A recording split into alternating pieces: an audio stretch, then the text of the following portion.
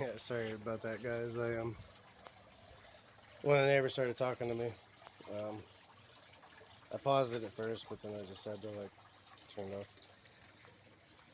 So the tanks are moving around. Anyway, so I left off where I was coming down the hill, pretty sure, to show you can't be stopped. That's Canna's, but yeah. So check out how big my peas got. There to the top of this fence almost.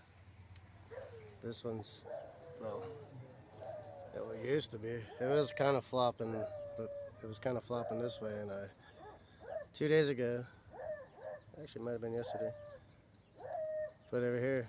Look at how these little peas grab onto stuff.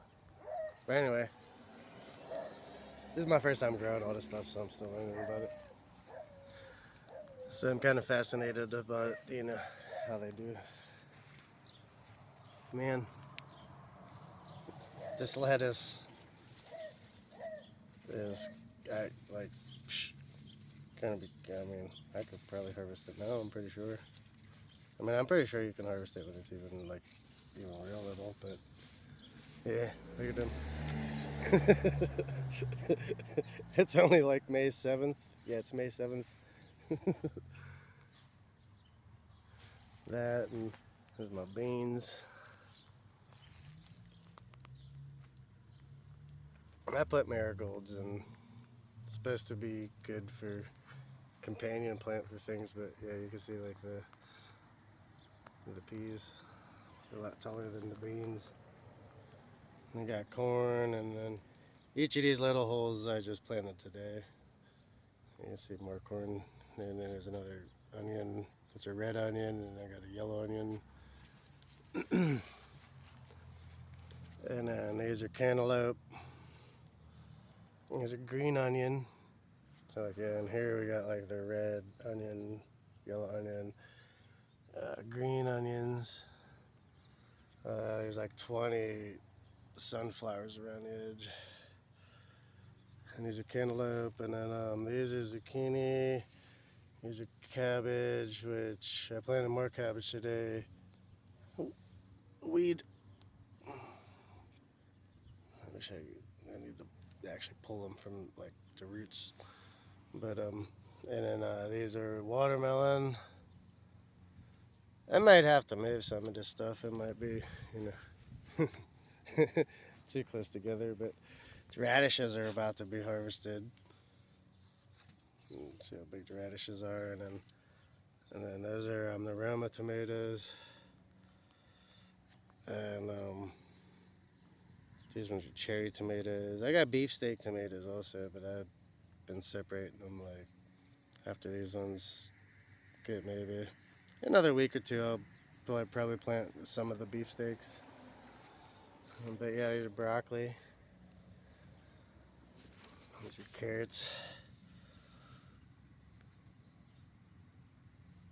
And this is the broccoli, and then I'm not sure how if any of the kale, if these are kale.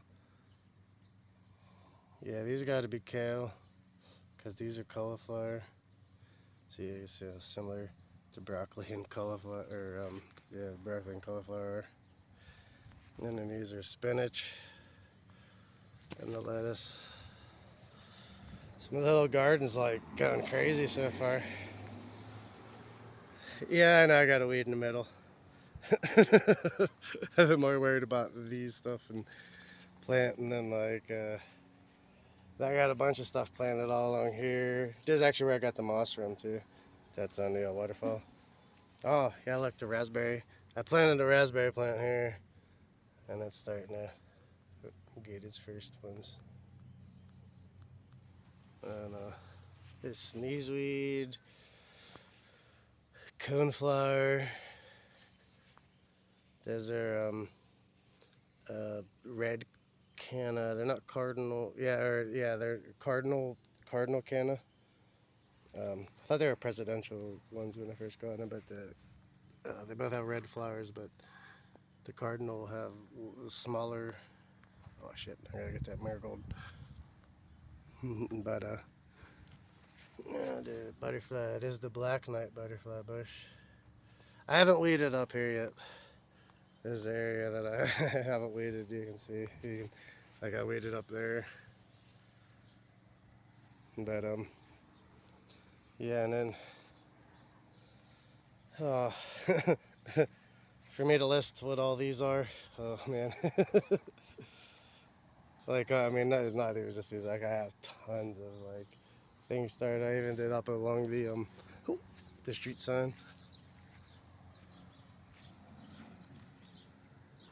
There's like a stop sign behind me, and a fire hydrant, which sucks at being in my yard, but you know, whatever. But then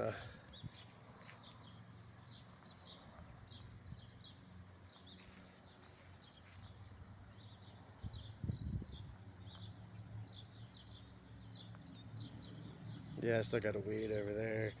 I weeded up over here. Planted that. I planted that canna. I got these are a bunch of daffodils. Um, on the line. I'm gonna get another row of them. This whole section's gonna just be filled with a line. Daffodils, daffodils, daffodils all the way down. I haven't done it yet because I've been debating on whether I wanted to do those baby zinnia over there, so that they could be like this section could actually be like have spring and summer fall if I wanted to do different ones. But I was like, yeah, you know what? It'd be awesome just to have just this one big section of daffodils because I don't have any other daffodils. So yeah, like I weeded all this, and I'm still, you can see I'm still working on stuff. I left this. I found this patch of uh, three-leaf clovers, and I left it as like little yellow flowers. It's pretty cute. Oh, check this out. So, I mean, I got like, I wish I didn't have this because of put all this. I put like 5,000 seeds in that thing, that little pit right there. But rose.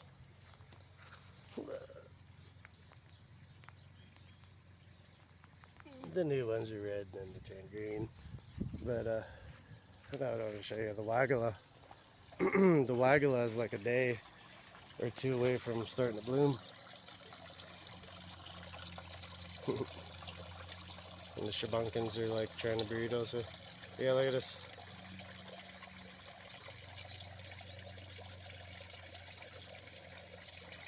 It's covered in them too. And I took a bunch of clippings of the Rose of Sharon hibiscus, the hardy hibiscus from this area. Yeah, shabunkins are having a blast. Look at them.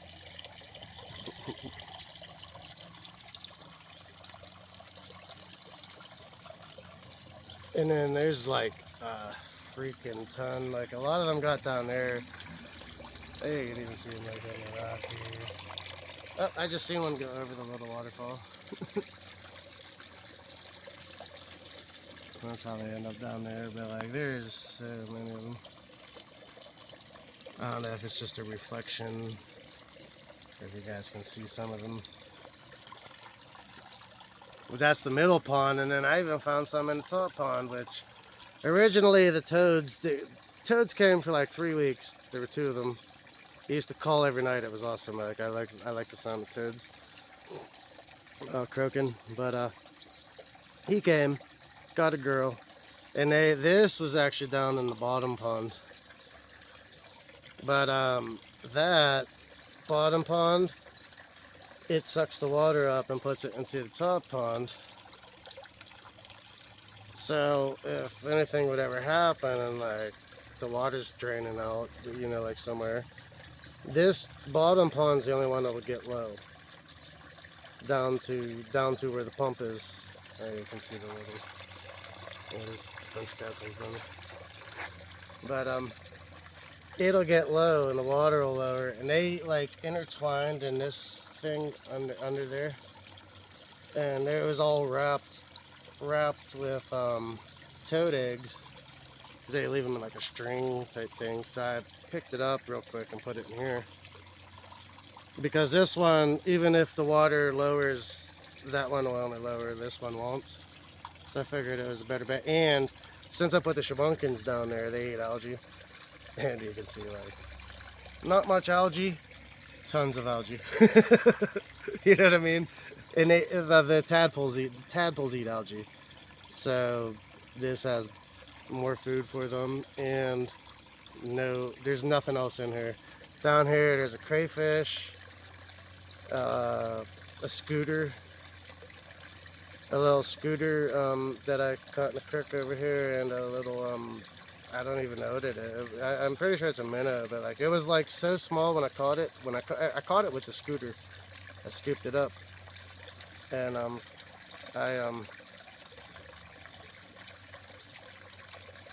it was so small I couldn't even tell what it was, but I'm pretty sure it's just a minnow now. But like, I wanted a little bit of local influence in here.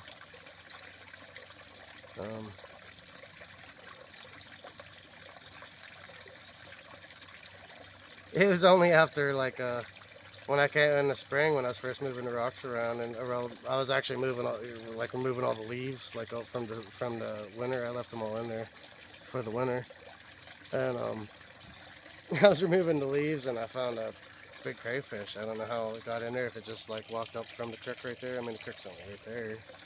I mean, it had to. So after seeing that, I was like, well, I wonder if there's any other fish in there. And oh yeah, there is. Yeah, these shabunkins are like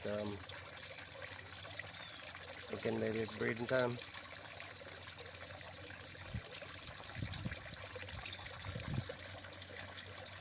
But yeah.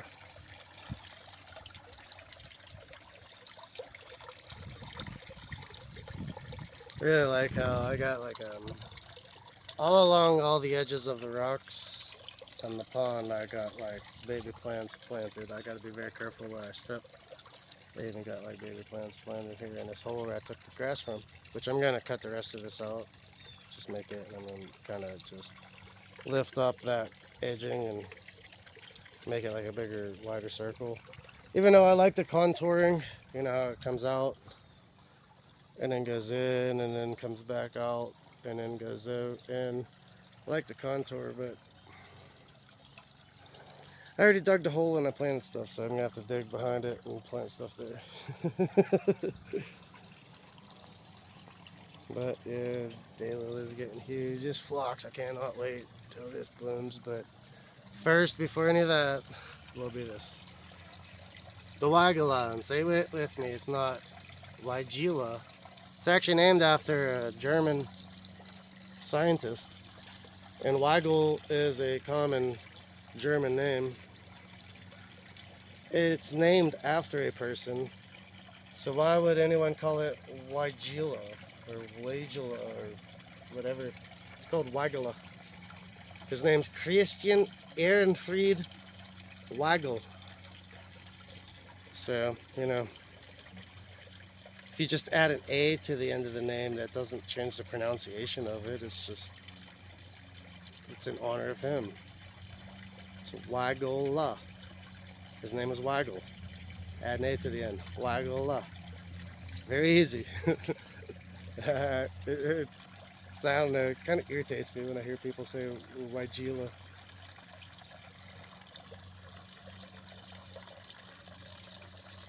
But anyway, I got my I got some like other flies inside because it's been cold. And not right now, but cold at night. I thought about bringing them in, but it's been like cloudy. This is the longest it's been sunny. It's been like on and off. Like it'll be sunny for 5 minutes and then cloudy for 10 minutes and sunny for 5 minutes. But yeah, I really like how I got this waterfall like all around. Found this moss and these little purple plants. I did this like 6 days ago. And these little purple plants, look at it on the other side, like these little purple plants are freaking, I'm pretty sure that they're a type of salvia, but they might be like a local, not a viola. They're either a violet, like a local violet, but I'm pretty sure they're a local salvia. But yeah, they're doing great. Like, they never quit flowering. Look at the little, look at how pretty they are inside. If I can quit moving. They're so small though, they're tiny. You know, like they're each of those little flowers are tiny, but like it's pretty, like real pretty if you actually look at them.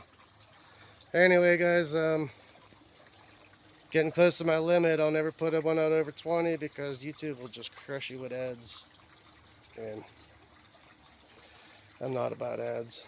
All right, guys, have a good one.